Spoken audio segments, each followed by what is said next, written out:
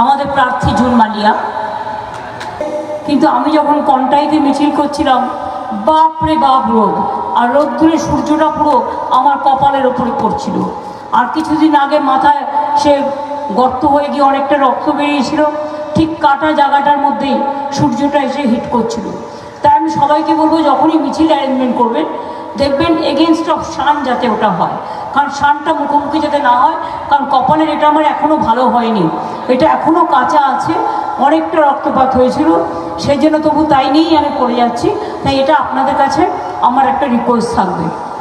আমি আপনাদের সকলকে বলি, জুন মালিয়া আমার খুব ফেভারিট অ্যাক্টর, অ্যাক্ট্রেস, এবং এই ওরা দেখতে পাচ্ছে না, এবং আমার খুব ফেভারিট একজন এমএলএ হিসেবে আমি দেখেছি ওকে। অ্যাসেম্বলিতে ওর পারফরমেন্স একদিনও কামাই করেনি। আমি পার্লামেন্টারিয়ান হিসেবে পারফরমেন্স দেখতে চাই, সেই জন্যই ওকে সিলেক্ট করেছি। ওকে ছাড়তে আমার কষ্ট হচ্ছিল, কারণ ও হয়তো ভালো ওখানে টাইম দিত। আর আপনাদের এখানে বিজেপির তিনি দাঁড়িয়েছেন, মহিলাদের সম্বন্ধে বাজে কথা বলতে নেই, খারাপ কথা বলতে নেই, খারাপ কথা বললে নিজের গায়ে লাগে, তাই কিছু বললাম না। এই যে কিছু বললাম না, এই না বলাটার মধ্যে দিয়ে আপনারা বুঝে নেবেন আগামী দিন যদি ভালো থাকতে হয় তাহলে জুন মালিয়া আপনার ঘরের মেয়েকে বেছে নিন, অন্য কাউকে নয়।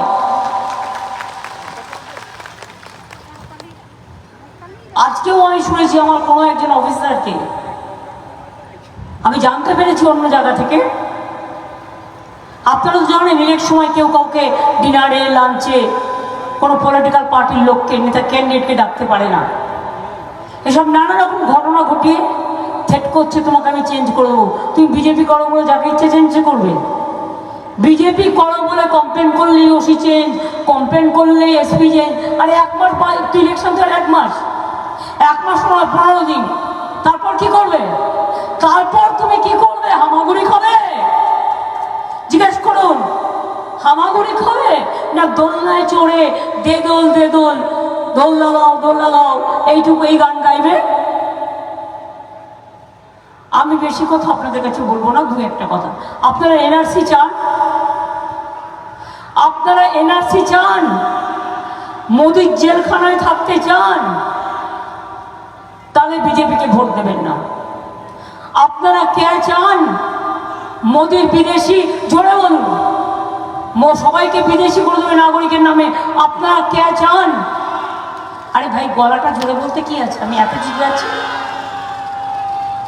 আপনারা ইউনিফর্ম সিভিল কোড, যাতে তপশিলীদের অস্তিত্ব উঠে যাবে, আদিবাসীর চিহ্নই থাকবে না, সংখ্যালঘুও থাকবে না, মা বোনেদেরও থাকবে না, হিন্দুদেরও থাকবে না, মুসলমানদেরও থাকবে না, শিখদেরও থাকবে না, খ্রিস্টানদেরও থাকবে না।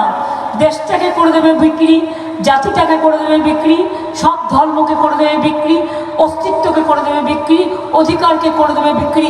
আপনারা চান সেই ইউনিফর্ম সিভিল কোড হোক? আমায় জোরে বলতে হবে, কারণ আমি তো করতে যাব। কারণ আপনারা না বললে আমার এটা শক্তিশালী হয়, আমি ভাববো যে সত্যি আমার এটাই ভাবা দরকার। হ্যাঁ কি না? আমি শুনতেই পাচ্ছি না, তাহলে কি আমি কানে কালা হয়ে গেলাম? কেন আমি শুনতে পাচ্ছি না? আপনারা কি চান আপনাদের সব অস্তিত্বর বিসর্জন? তাহলে মোদিকে বিদায় দিতে হবে। আমি আপনাদের কথা দিচ্ছি, মোদিকে বিদায় দিয়ে আমরা যদি ইন্ডিয়া জোটের গভর্নমেন্ট করতে পারি, এনআরসি বাতিল করব, ক্যাব বাতিল করব, ইউনিফর্ম সিভিল কোড বাতিল করব। কিন্তু বাংলায় তৃণমূল ছাড়া অন্য কাউকে ভোটটি দয়া করে দেবেন না। ইন্ডিয়া জোট আমি দিল্লিতে করি, কিন্তু বাংলায় এখানকার সিপিএম আর কংগ্রেস, আপনারা দেখেছেন কংগ্রেসের নেতারাও আসেনি ওদের মিটিং করার জন্য। তার কারণ এরা পুরোপুরি বিজেপির দালাল। এখানে আমরা আছি, বুঝে নেব। আমি এখানে এনআরসি করতে দিইনি, আর আমি থাকলে মোদির বিপদ আছে, জানে হবে না, তাই মমতাকে সরানো দরকার। রোজ গালি দেয় আমাকে, সকাল থেকে রাত অব্দি গালাগালি দেয়, তাতে আমার কি যায় আসে? আমার বয়েই গেছে। আমি লড়াই করে বেঁচে থাকার লোক, আমি বন্দুকের গুলি অনেক দেখেছি। আমার কপালের পাশ দিয়ে অনেক বন্দুকের গুলি বেরিয়ে গেছে। আমার মাথা মেরে চুরচুর করে দিয়েছে, আমার কোমর মেরে কোমর ভেঙে দিয়েছে, আমার পায়ে পর্যন্ত চোট করেছে, চোখে পর্যন্ত করেছে। তা সত্ত্বেও আমি আজও যা করতে পারি অন্য কেউ আমার সাথে পাল্লা দিয়ে করতে পারবে না। আমি কালো হাওড়ায় 10 কিলোমিটার মিছিল করেছি, চুচুড়ায় মিটিং করে যাওয়ার পরেও। আজও আমি সকালবেলায় হলদিয়ায় মিটিং করেছি। মিটিং করার পরে আমি এই রোদ্দুরে আমি কাঁথিতে মিছিল করে এলাম। আজকে এগড়ে এসে তারপরে আপনার এখানে মিটিং করছি, কারণ জুনকে আমাদের জেতানোর দরকার। কালকেও আমার প্রোগ্রাম আছে, ঝাড়গ্রামের গোপবল্লভপুরে আছে, তারপরে দেবের দাসপুরে আছে, দাসপুরের পর আমি খড়গপুরে মিছিল করব। আমার সাথে ইয়াং ছেলেরা হেঁটে পাচ্ছে না। আরে আমি ডেলি 23 কিলোমিটার 30 কিলোমিটার হাঁটি। এখনো সকালবেলা বাড়ির থেকে বেরোবার আগে 20,000 স্টেপ হেঁটে আসি, আর তারপরে ফিরে গিয়ে এবং মিলিয়ে মিশিয়ে আরো 10 করে নিই। অন্য সময় হলে 40,000 হয় স্টেপস। এখন যেহেতু ইলেকশন চলছে, টাইমটা এদিকে বেরিয়ে যায়, ওদিকে টাইম কম পাই। তাই মনে রাখবেন, আমরা লড়তে জানি, করতে জানি, গড়তে জানি। এটা নয় যে মুখে বলি করি না। লক্ষ্মীর ভান্ডার কে করেছে? আমরা করেছি। সবুজ সাথী সাইকেল কে দিয়েছে? আমরা দিয়েছি। স্মার্টফোন কে দিয়েছে? আমরা দিয়েছি। আমরা ইলেকশনের আগে বলেছিলাম লক্ষ্মীর ভান্ডার করব 21-এ, যদি জিতি 6 মাসের মধ্যে করে দিয়েছি। আমরা বলেছিলাম 10,000 টাকা কিষাণ ভাতা দেবো, যদি জিতি করে দিয়েছি। আমরা বলেছিলাম বিনা পয়সায় রেশন দেবো, করে দিয়েছি। আমরা বলেছিলাম 10 লাখ টাকার স্মার্ট কার্ড দেবো স্টুডেন্টদের, করে দিয়েছি। বলিনি, অথচ করেছি কত কাজ। রূপশ্রীর 25,000 টাকা, সমব্যথী, কন্যাশ্রী, ঐক্যশ্রী, শিক্ষাশ্রী, সবুজ সাথী, সমব্যথী, কত কত ভুরি ভুরি বলেছি। 100 ভাগ করেছি 500 ভাগ। এই জন্যই বলি যে আমাদের ভোটটা দেবেন, বলবার অধিকার আছে বলে। আর আগের বার তো আপনাদের এখানে বিজেপি এমপি ছিল, কিছু করেছে? করেছে কিছু? আমাদের এমপি তো ছিল না। আপনাদের ধন্যবাদ, অনেক অভিনন্দন, কৃতজ্ঞতা দোয়া যে আপনারা আমাদের এবারে বিধানসভায় আপনারা আমাদের তপনকে জিতিয়েছেন। আমি শুধু বলবো, মানুষের হয়ে কাজ করে পড়ে থাকতে হবে। আর জুন তুমি জিতে গেলেও তুমি অন্তত মাসে মানে একটা কনস্টিটিউয়েন্সি বেছে নিয়ে একদম যেরকম জনগণের গ্রিভ্যান্সেস শুনে সেইভাবে ক্যাম্প করবে। এমএলএদেরও আজকে করতে হবে। আমি শিখিয়ে দিয়েছি দুয়ারে সরকার, তোমরা দুয়ারে ক্যাম্প করবে, জনপ্রতিনিধিরাও করবে। মানুষের কিছু বলার থাকলে এসে বলবে। আমি যেমন সমুদ্র সাথী বলেছিলাম 5,000 টাকা করে 10,000 টাকা দেবো, কেউ অ্যাপ্লিকেশনই করেনি। মাত্র 20,000 লোকের মতো লোক অ্যাপ্লিকেশন করেছে। টাকাটা দেবো কোত্থেকে? টাকাটা তো আমি দেবই। মে জুন 2 মাসের জন্য 10,000 টাকা বলেছি। মৎস্যজীবী যারা বা সমুদ্রে লিন পিরিয়ডে কাজ করতে পারে না, দেবই। নামটা লেখাচ্ছে না। আচ্ছা, এখন না লেখালে ইলেকশনের পরে নামটা লিখিয়ে দেবেন।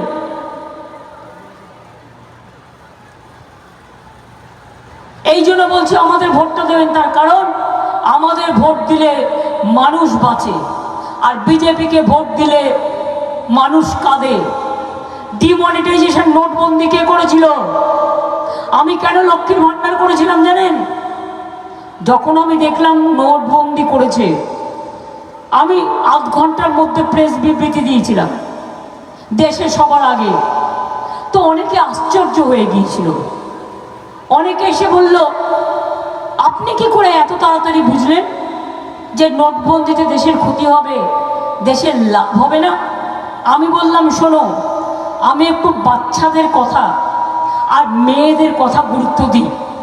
তার কারণ যখনই নোটবন্দি হলো, আমার অভিষেকের মা লতা আমার সাথে থাকে, ও আমাকে দেখে, আমাকে এসে বলল, দিদি দেখো না, ও ছেলে मेয়েদের দেখে বलला, वो बोलছে আমাকে 2000 টাকা रुपया दो ना, हमारे पास कुछ भी नहीं है, कल से क्या करें हम, हमारे पास 500 টাকা 1000 रुपया का नोट नहीं है, हमारे पास कोई नहीं है, बैंक में भी नहीं देगा, हम क्या करेगा।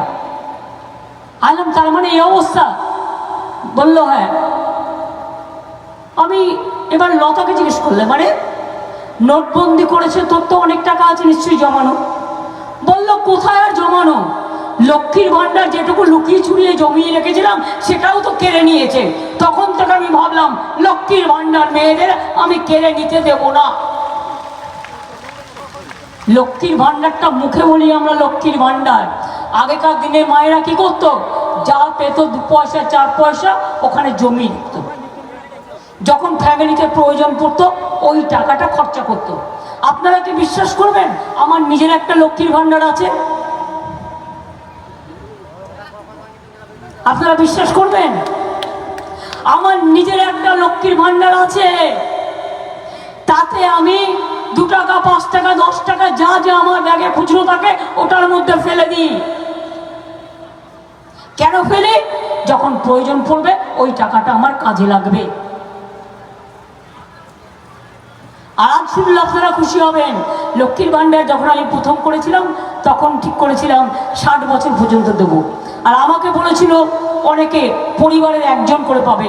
আমি বললাম না রে, সেটা হয় না, পরিবারে এখন সংসার হলো ভাগাভাগি হয়ে গেছে, একটা পরিবারে 5টা বউ হতে পারে, একজন পাবে 4 জন পাবে না, এটা হতে পারে না। তারপরে 60 বছরটা ভাবলাম, আরে 60 বছর তো জীবনে শুরু হয়, আমি আজকে 60 বছরে যদি বন্ধ করে দিই তাহলে ওদের লাভটা কী হবে? আবার সেই বিধবা ভাতার জন্য লাইন দেবে, কেন্দ্রীয় সরকার দেবে কি দেবে না, কোনো দরকার নেই। তাই বললাম লক্ষ্মীর ভান্ডারটা যতদিন বাঁচবে ততদিন পাবে, যতদিন বাঁচবে ততদিন পাবে, যতদিন বাঁচবে ততদিন পাবে। তাহলে আমরা যেটা বলি কথা রাখি, এটা বিশ্বাস করেছেন তো? এবার আমি বলি সরকারি কর্মচারীদের, আপনাদের বলেছিলাম 1 মে থেকে 4% পে কমিশনের টাকাটা দেওয়া হবে। 1 মে মানে অ্যাকচুয়ালি টাকাটা আপনারা হাতে পাবেন 1 জুন, তাই তো? অঙ্কে তাই বলে, কিন্তু আমি তো আপনাদের দিদি হই, তাই আমি কি করলাম, আমি স্টেট আলোচনা করে আমরা এটাই ঠিক করলাম, এটা তো অলরেডি বাজেটে বলা আছে, আমরা 1 মে থেকে টাকাটা দেবো না, আমরা 1 এপ্রিল থেকে দেবো। তাহলে আপনি যখন 1 জুনে গিয়ে টাকাটা পাবেন তখন আপনি ওই এপ্রিলের মাইনের সাথে ওই যে টাকাটা বাড়তি সেটা আপনি পেয়ে যাবেন। অর্থাৎ 1 মেতে আপনি মাইনে পাবেন 4% দিয়ে বেশি, সেটা 1 মে থেকে পেতেন, এটা কাউন্ট হবে 1 এপ্রিল থেকে।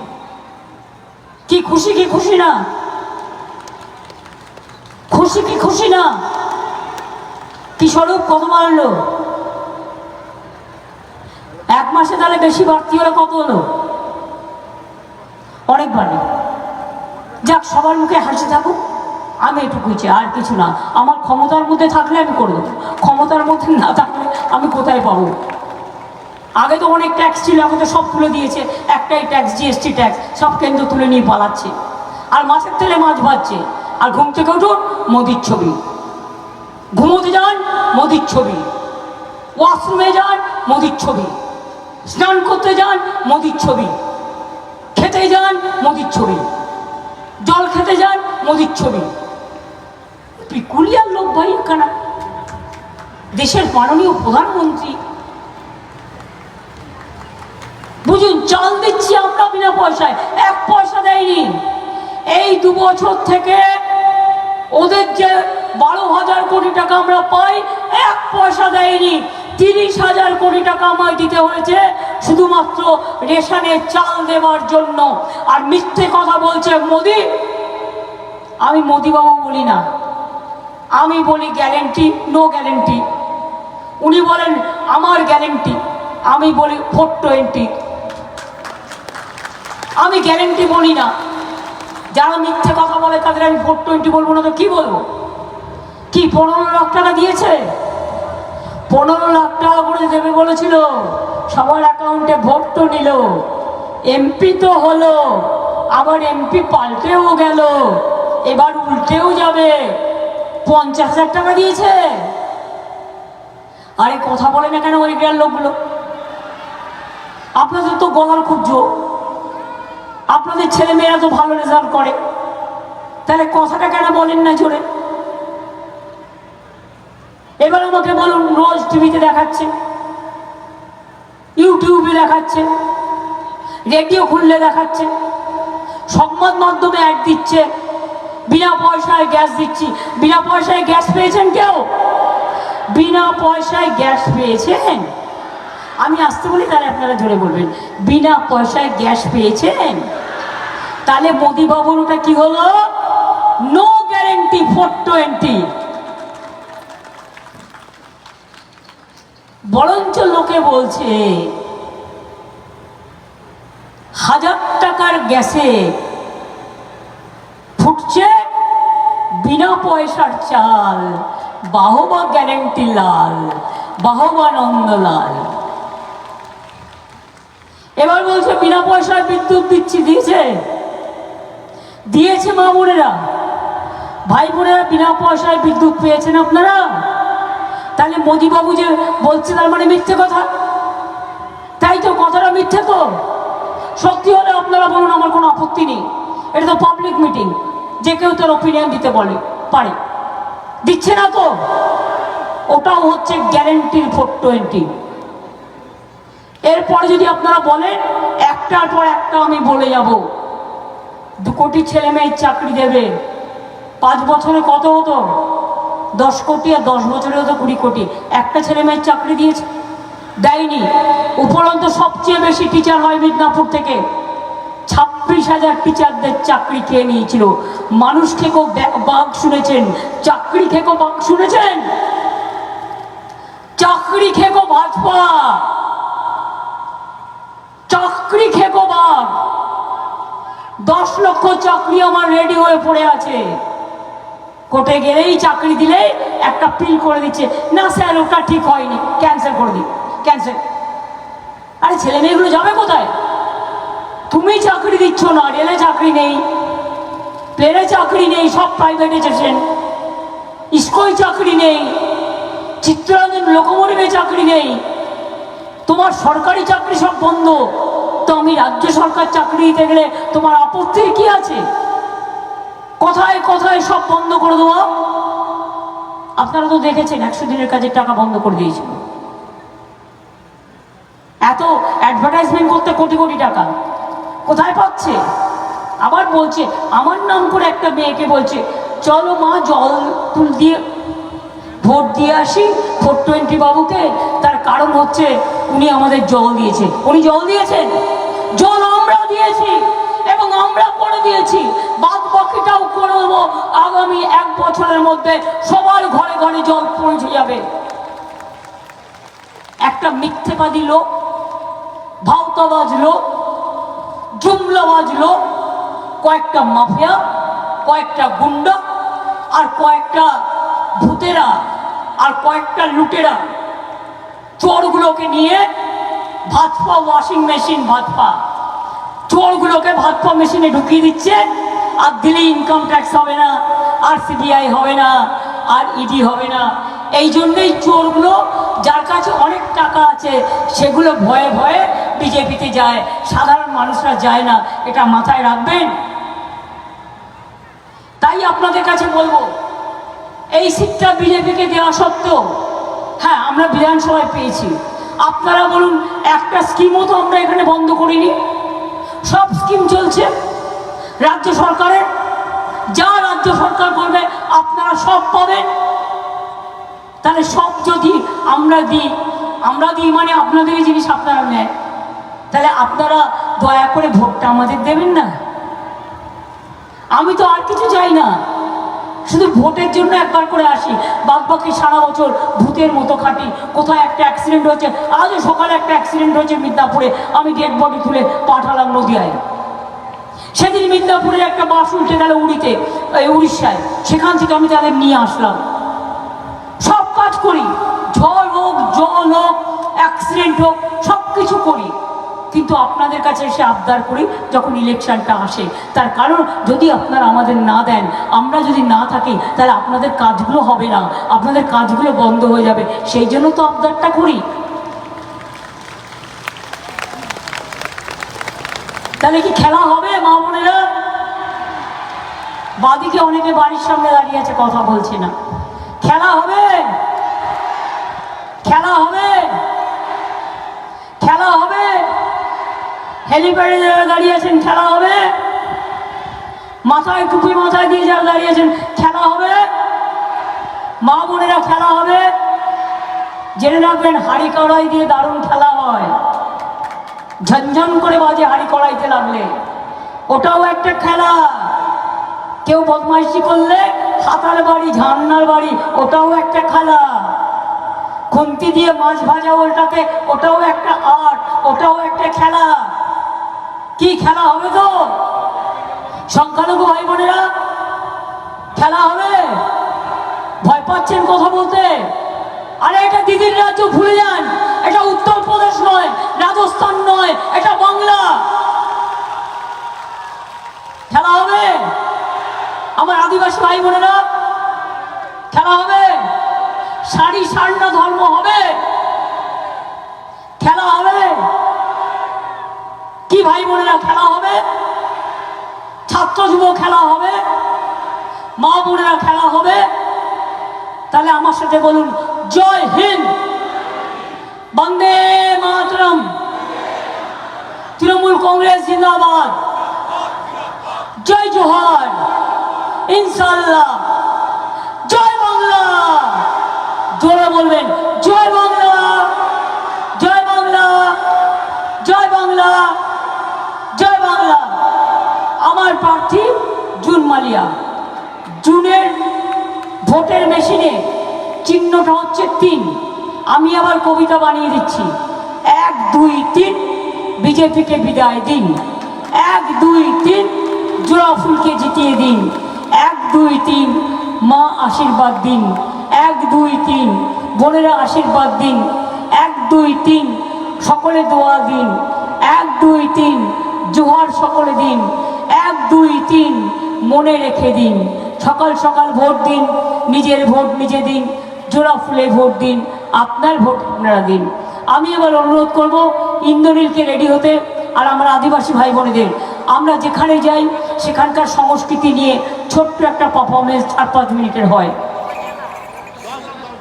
না 10 জন কেন, আসুন না 20 জন।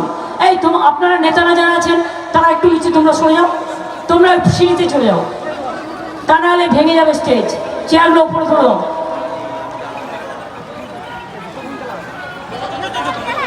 কি হবে তো? মনে থাকবে তো? ভুলবেন না তো?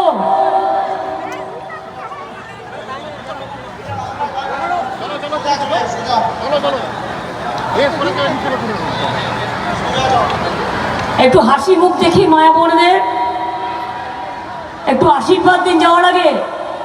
একটু উলুধ্বনি, একটু শঙ্খধ্বনি, একটু দোয়া। মা বোনদের শঙ্খধ্বনি, উলুধ্বনি, একটু দোয়া। ভাইরা একটু তালি।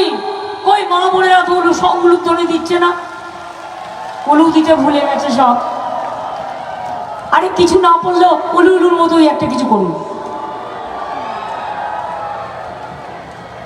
একটু উলুধ্বনি, একটু তালি, ছেলেদের তালি, একটু দোয়া। হচ্ছে না, হচ্ছে না। আমি কিন্তু রোজ শাক বাজাই, আর আপনাদের এখানে শাকের মার্কেট আছে। বলুন বলুন, কি ছোটরা তোমরা উলুধ্বনি দিতে পারো না? উলুল উলুল বলো, তবেও হবে। একটু উলুধ্বনি না বললে আমি ছাড়বো না। একটু উলুধ্বনি, একটু দোয়া। এদিকে কিন্তু মা বোনেরা দিচ্ছেন না। একটু উলুধ্বনি, একটু দোয়া। ভাইরা হাততালি বাজানোর সংখ্যা নেই কেন? আদিবাসীরা বাজাও ধ্বংসা মাদল, বাজাও ধ্বংসা, বাজাও মাদল। দে দোল, দে দোল, মানুষের হৃদয় দাও শান্তির দোল।